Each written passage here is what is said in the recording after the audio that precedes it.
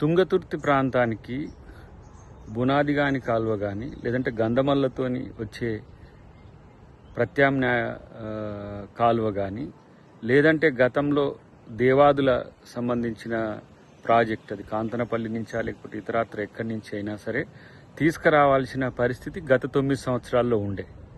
ఇప్పటి వరకు తుంగతుర్తికి సంబంధించి ఎస్ఆర్ఎస్పి ఫ్లడ్ ఫ్లో కెనాల్ నుంచి మిడ్ మానేరు నుంచి వచ్చే నీళ్ళనే ఇలా ఎస్ఆర్ఎస్పి ఫేజ్ 2కి ఇచ్చి దాన్ని మేము తెచ్చినామని చెప్పి ఇన్ని రోజులు గఫాలు కొట్టుకున్న పరిస్థితి.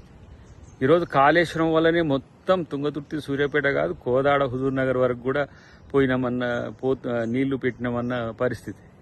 కానీ వాస్తవానికి ఒక చుక్క నీళ్లు రాకున్నా ఈరోజు రికార్డు స్థాయి పంట వచ్చింది చూసుకోండి నల్గొండ జిల్లాలో. కాబట్టి రాజకీయాలు కేవలము పదవులతోనే మేము వెలగబెడతామనంటే వాళ్ళకు మీలాంటి నాయకులకు ఇది సరిపోతుంది తప్పితే రేవంత్ రెడ్డి గారు కానీ కాంగ్రెస్ ప్రభుత్వం కానీ నిరంతరం ఇలా ఉత్తమ్ కుమార్ రెడ్డి గారి యొక్క శ్రమ కానీ వారు అటు ఇరిగేషన్ శాఖ మంత్రిగా కానీ ఇటు పౌర సరఫరా శాఖ మంత్రిగా కానీ వారు చేస్తున్నది కూడా రేషన్ కార్డులతో పాటు ఇలా బియ్యం కూడా ఇచ్చి అన్ని సరుకులు వచ్చేటట్టుగా చేస్తున్న పరిస్థితి. ఇలా వారు ఇరిగేషన్ మంత్రిగా ఉండి చిన్న నీటి మధ్యతర పారుదలకు సంబంధించిన ప్రాజెక్టులకు డిజైన్ జరుగుతున్నది ఒకసారి చూసి తెలుసుకుంటే మంచిదని చెప్పి మిత్రునికి హితవు.